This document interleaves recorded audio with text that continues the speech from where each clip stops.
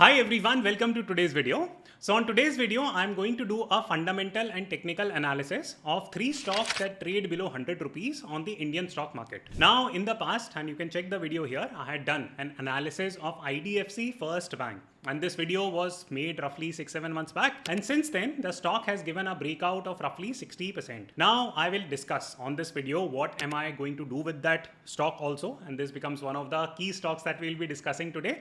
And there will be 2 additional stocks that I will be speaking about. Now, before getting there, some quick points. Number 1, this is not a push from my side.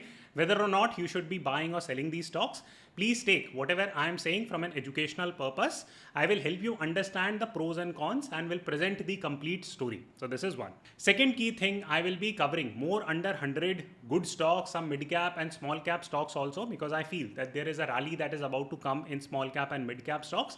But I will reserve that commentary for member community section. Why is that? Simply because of the fact that these things are dangerous. So I'm stating it again, that because many of these under 100 stocks are dangerous, therefore you need to be slightly more advanced player in the market. And therefore, I'm reserving that community for slightly more advanced users. If you're a complete beginner, please do not invest your money in under 100 rupee stocks, small cap, mid caps. Start with blue chips. Once you understand things more fundamentally, then migrate to slightly more riskier assets. Third and finally, before starting the specific stock specific discussion, it is great to have a viewpoint from a macro and technical perspective on the entire stock market. So there are a couple of quick points that I will tell you there. So you can see the chart here and you will notice that the inflation in the US has started to come down. Many of you ask me that why do I quote US data? Because the US data is clean and whatever happens in the US, it reflects all across the globe. So if the US inflation is coming down, then it means that the inflation across all the other major economies is also going to come down. And that has also started to happen in a country like India. So this is a forecast that I had made a few months back that the inflation is peaking and it is a good time to build more positions, and I had been doing exactly that. Now going forward, what is likely to happen from a macroeconomics viewpoint is that inflation is going to come down. It is going to quickly fall to 5.5% in the US.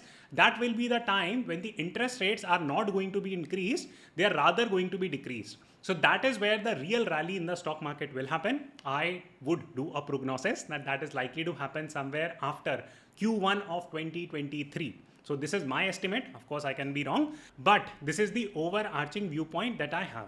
Inflation was the number 1 problem that has existed in the economy for the last 1.5 years. And because of that, the interest rates were increased by the governments. And as a result, the stock markets fell all across the globe. Now, the reverse situation is happening. Now, second, very quickly speaking about the technicals. And this is a chart that I've shown over and over again on several of my videos. And you will see that after touching this resistance level 6 times, the Nifty has actually given a breakout. It rose up, then it fell slightly, and now it is trading slightly sideways. But to cut the long story short, a breakout of Nifty has already happened. Now, I do not mean to say that Nifty will run like this now. Of course, there will be movements of up and down, etc. But this is a very healthy sign that a decisive breakout has happened. But both from a technical and fundamental perspective, we can say that the major weakness in the market is over. I'm not saying the market has gained strength. All I'm simply saying is that the major weakness has been done away with.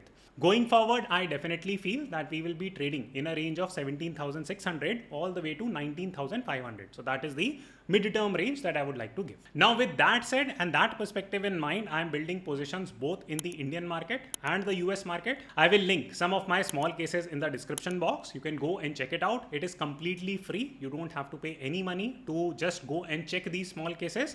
These are unbalanced. So I don't sit and rebalance the portfolio, buy, sell stuff, all that stuff. This is just a list that you could consider. So the first stock that I would like to speak about is called as IRFC. Basically, it is the financing arm of the Indian Railway Ministry. That whatever money the Ministry of Railways need to raise, they do it through IRFC. So let me help you quickly understand the business model because it is slightly complicated, and then I will give you quick commentary about the stock. So here is a flowchart that will help you better understand the business model of IRFC, and you will notice that we have IRFC on one side and Ministry of Railways or Indian Railways on the other side. Now Indian Railways always requires more money because they have to build more projects, they have to do electrification diversification, etc. So they require a lot of money. Now, if it were a traditional corporate, what do corporates typically do? That they get two types of funding. One is called as equity funding and second is called as debt funding. Now, Ministry of Railways does not go and do debt funding in the market as per my knowledge. What they have done is that they have entered into a lease agreement with a company called as IRFC, which has a significant government holding.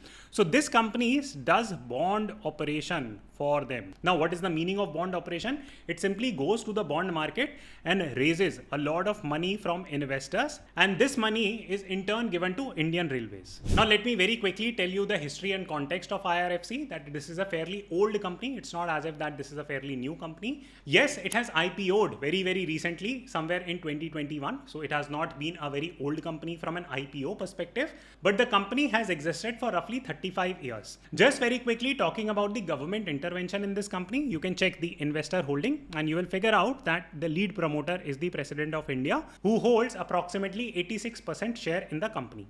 Now, please note that the public holding is roughly 9.19%. I will come back to this point. But to cut the long story short, this is a government-driven enterprise. Now, in case you need to delve deeper into the business model of the firm, I will explain it in the next 1 odd minute. In case you don't like to watch that, please skip the video to the next section. So, the business model of IRFC is very simple. That what they do is that each year the Indian Railways give a target that, hey, this is the amount of money we need in order to expand our projects. So they go and give a target to IRFC that please go to the bond market and raise money for us. So this is literally step one. This is how the targets are decided for IRFC. The second key step is that IRFC goes to the bond market and raises money. Please note the word bond market. I will come to that in a minute, why that is important. The third step is that IRFC goes and gives this money to Indian Railways on a cost plus basis. Now, what is the meaning of cost plus basis? Again, I will help you understand it. But for the time being, please understand these 3-4 steps. Now, the entire assets are leased. These assets are owned by IRFC, not Ministry of Railways. And eventually, IRFC makes a lot of money from its number one client, which is Ministry of Railways. Now, this is both good and bad. So let me explain that. Now, if you take a look at the sales of the company, you will notice that the sales have been going up. There has been no problem in terms of the sales.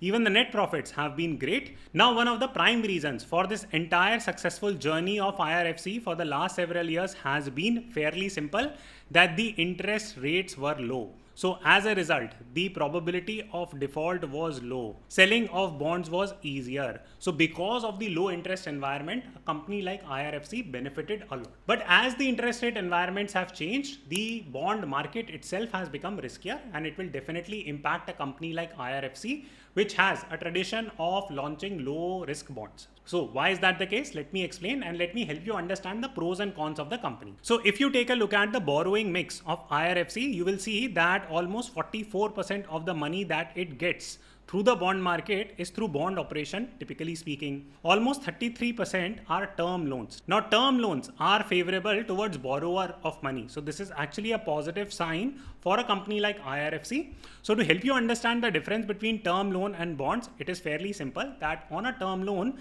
the terms of a bond can be restructured. For example, one of the key things that happened in Vijay Mallya and Nirav Modi case was that they were the borrowers, and when the banks were not getting their money back, that Mallya ji, we will give you this flexibility in terms of loan repayment. Then he said, no, I will not give you. I will run to London and I will keep tweeting on bank holidays. I'm not kidding. Go and check his Twitter account. He keeps on tweeting on every single bank holiday just to mock the banks. So I hope you got the picture that, hey, given the mix of borrowing, this is actually a good thing for a company like IRFC, that they take 33% term loans. They are into bond market. So all these are sensible type of money raising options that they are executing. Now, a related point here is that majority of the finance company, for example, NBFC companies, are very risky. So what type of business are NBFC companies into? A, they are into the business of raising money, and second, they are into the business of lending out that money and getting that money back. Now, IRFC is also in somewhat of a similar business. They are raising money from the bond market. There, the risk is very low, and then they are able to lend that money and get that money back easily. Why is that the case from the borrower side? Simply because one of their primary borrowers is the government itself, and if the government itself default on debt, then of course the economy is going haywire and you just can't do anything. So therefore, this is a low risk business, and this is what their management has to say on the low risk profile of the business. On top of that, you need to understand that this is amongst one of the 4 entities eligible to issue low cost 54 EC capital gains tax exemption bonds. So these are special types of bonds which are inherently considered low risk by the government. So majority of the money that IRFC raises through the market, that is low risk. So the asset quality is really good. Now another key advantage of the company is that there is risk mitigation mechanism that has been built into the business. Now in case you want to learn further about this, there is a snippet. You can pause the video, read through it calmly. You will not find this information easily. I have collected this for you. So do press the like button so that these type of videos reach out to more people. But to cut the long story short, the mechanism is such that in case of a default, several contingencies have been built. So this is an extremely low risk business, and this transpires into their operational matrix. For example, if you take a look at their tier 1 capital, which is literally the number one or apex capital that is there for any NBFC/lending organization, this is a positive sign. Their cost of borrowing has been going down year on year, which is again a very healthy sign. Their asset under management has been going up, which is again a fairly healthy sign. So the company is doing wonderfully well. And the final positive point that I will tell you about the company is that technically it looks to be giving a breakout. So let me take you to the technical chart there and explain that. So if you take a look at the IRFC technical chart, what you will notice is that it roughly IPO'd at 21 point something rupee. And now recently it has broken that IPO price. Now this is a fairly historic moment, so to say. Why am I saying it? Because it means that the pre-IPO investors might have already exited it or might be exiting it here. Now, if these levels sustain, it means that the company is ready to give the next layer of breakout. So the price discovery seems to have gotten completed here. Now, does it mean that you should jump and buy the stock tomorrow? The answer is no. Please listen to this part very, very carefully, because of the fact that this recent up move of 25% has come in very, very sharply in the last few days itself. So you should wait a little bit at least and let the price settle a little bit. It might settle here. I don't know. It might rise up. It might settle here, or it might go down and settle here. So whenever the price settles, that is the time where you could consider taking some positions. Am I taking positions? Am I not taking positions? Please understand the risk profile also, and you will hopefully get my answer. And you can comment in the description box whether I am bullish or bearish or neutral about this stock. Now, the first key problem that I see with the stock is the high interest rate environment that currently exists. Now, this was asked to their management recently on a con call, and the management gave a very golmol answer. They literally said, no, we have like different sources of funding, this, that, but they never ended up answering the question that, hey, interest rate high is a problem. This is actually a problem in the bond market also. This is the same message that I had given even on community posts that I had made, that if you are into bond investing, especially corporate bond investing, it is a very, very risky environment right now. So if you have massive position in corporate bonds, please be a little bit careful. So this is the first key problem that the company has. The second key problem that the company has is literally it's a one client show. So almost all their business comes from Indian Railways. And if tomorrow the Indian Railway delays some of its project, or if it does not want to expand too rapidly, or if the government does not want to undertake a lot of borrowings, they want to reduce their debt, all that stuff, this company is going to perform terribly. So this is the second key risk with the stock. The third key risk with the stock is that this is a company which can get highly manipulated in terms of its stock price. Why am I saying it? Again, let me draw your attention back to that 9 point something figure of public holding in the company. Now, the reason why this number is very important is because the President of India, who holds approximately 87% of the share, he's not open his Zerodha Upstock and will trade all day, right? He has better things to do. So he's not going to become a trader. Now, only 9% of people will keep selling and buying this stock. So this stock can go up quite aggressively and it can fall down quite aggressively. Therefore, it is critical that you buy in case you are considering buying when this is on a down move, not in a very massive upward momentum. This is my personal call. Of course, I can be wrong, but I'm not going to buy this stock unless I get a highly discounted price. Overall, it's a solid company. I don't think there is anything off per se. The only issue that I see is the current interest rate environment and whether or not the Indian Railways is going to continue to expand aggressively from this point. Okay, so the second stock that we will speak about is called as Geojit Financials. So what does the company do? So it is a financial conglomerate, so to say. They do a bunch of different stuff. Just to help you understand the product breakdown, approximately 16% of their business comes from mutual fund distribution. Equity broking, equity related services make up 67.2% of their business. So this is both good news and bad news. Good news in the sense because they are a very well diversified financial industry product, so to say, which is good because they are into different areas. Bad stuff is that they are going to compete against a ton of different companies. They will compete against Share Khan also. They will compete against Angel Broking also. They will compete against Zerodha also. It becomes becomes like a messy business model. This is one. Now, second key reason why I'm speaking about this stock is because of the price point that it currently exists. So in the recent cycle from 2020 to 2021ish, right?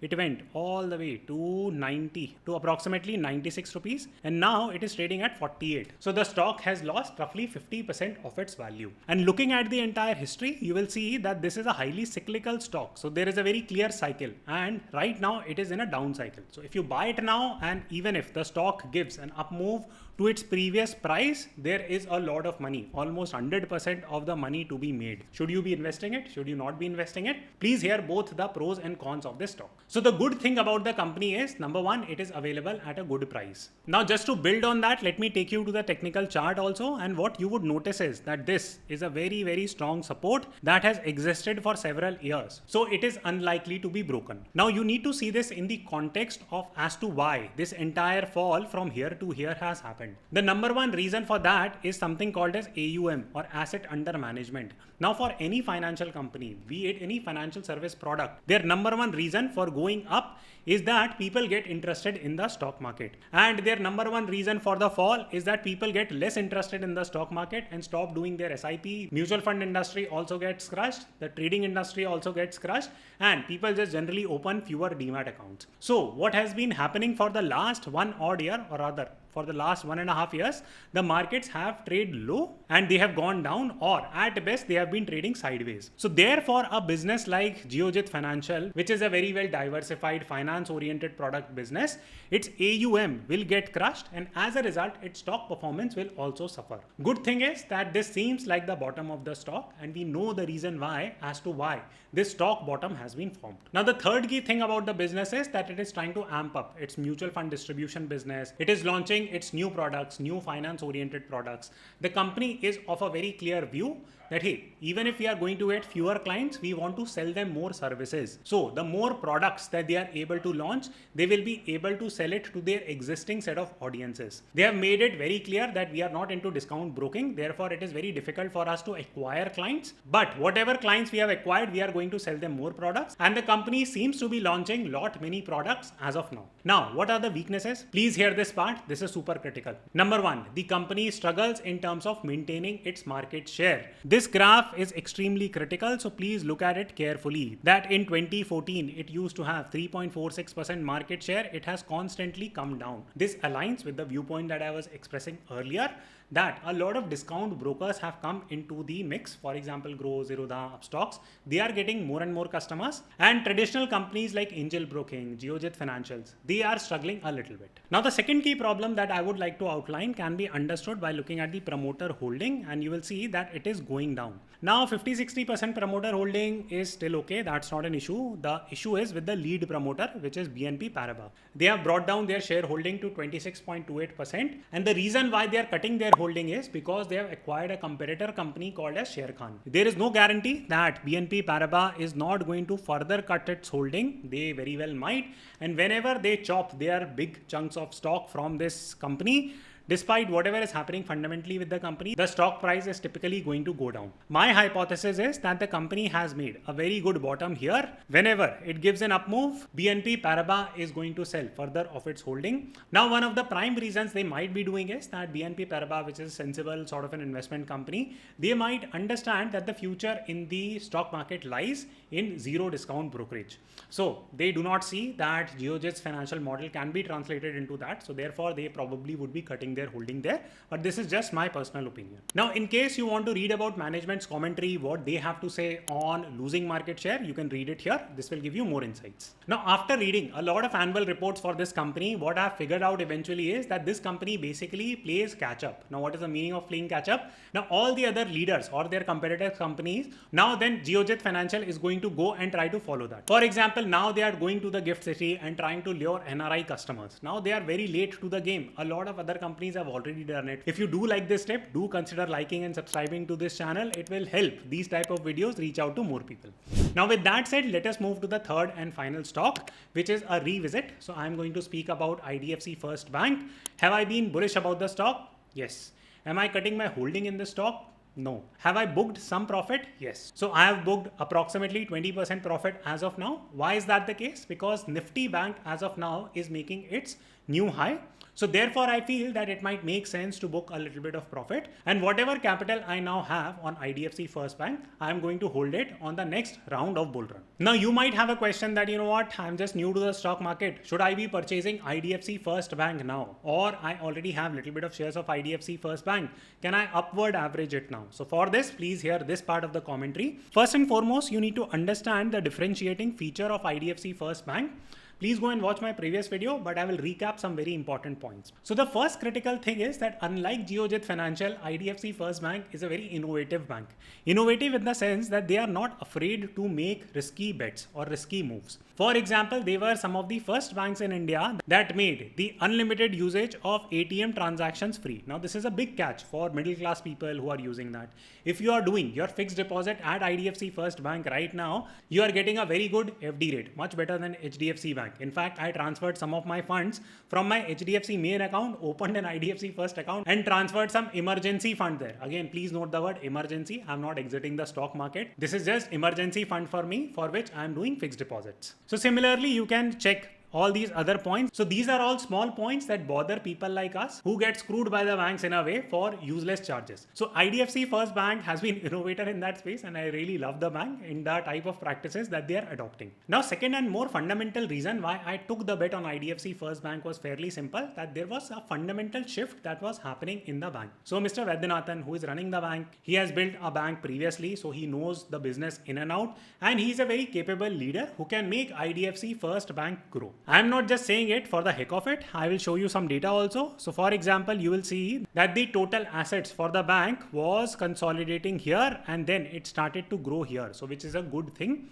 It meant that the bank did a lot of stuff here in order to establish trust, and now they are taking advantage of it. So this is a good growth phase for the bank. Now, why has that happened? For this, you need to understand a little bit of history of IDFC First Bank. Now, in the past, IDFC First Bank used to give a lot of infrastructure related loans, which were concentrated on some big players. Now, as a result, their default rate was high, but over time they have brought down their infrastructure book. So you can clearly see this.